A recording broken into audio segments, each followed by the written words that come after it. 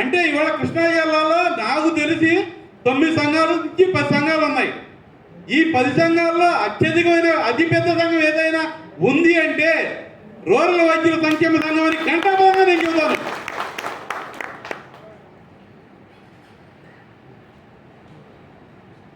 అదేవిధంగా మనకి ఈ 20 సంఘాలని కూడా మోటివేట్ చేసేది 3 ఫెడరేషన్లు. ఒక ఫెడరేషన్ యామర్తి నాగేశ్వరరావు గారు మన ఫెడరేషను, రెండో ఫెడరేషన్ బీబీటీ రాజు గారు తాడేపల్లిగూడెం, మూడో ఫెడరేషన్ రాజా సిద్ధార్థ గుంటూరు. ఈ 3 ఫెడరేషన్ల నాయకుల ఫెడరేషన్ల అనుబంధ సంస్థలే ఈ 20 సంఘాలు కూడా. మన ఫెడరేషన్కి కూడా యామర్తి నాగేశ్వరరావు గారు, కర్యాల గణపతి గారు ఇద్దరు ఉన్నారు.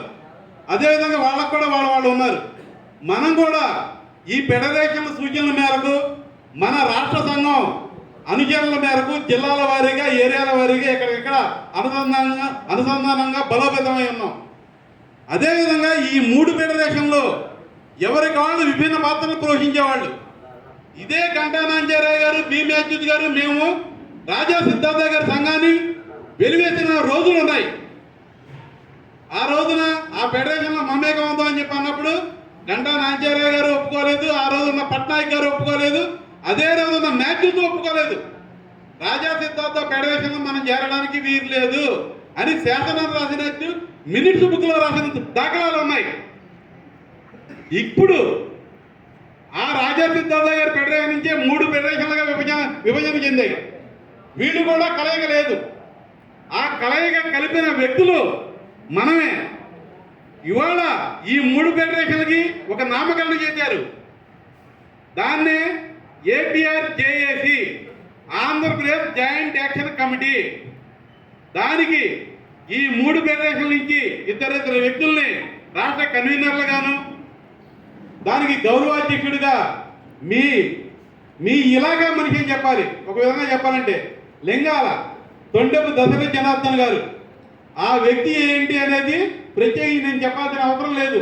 గల కారణం ఈక్వల్ టు సీఎం అని చెప్పడంలో అతిశయక్తి లేదని చెప్పేదాన్ని మాత్రం నేను చెప్పగలను. ఎందుకు మన గురించి అంత తాపత్రయపడటం తొండెపు దశరథ జనార్దన్ గారు? ఎందుకంటే మన వెనకాల ఒక శక్తి అనేది ఉందని చెప్పి తెలుగుదేశం పార్టీలో అత్యధికంగా గ్రహించిన వ్యక్తి ఎవరయ్యా అంటే తొండెపు దశరథ జనార్దన్ గారు. ఇవాళ గ్రామాల్లో ఒక గ్రామీణ వైద్యుడు ఒక 100 మందిని శాసించగల దమ్ము ధైర్యం ఉన్న వ్యక్తి ఎవరైనా ఉన్నారంటే గ్రామీణ వైద్యుడు అని చెప్పి నేను చెప్పగలను.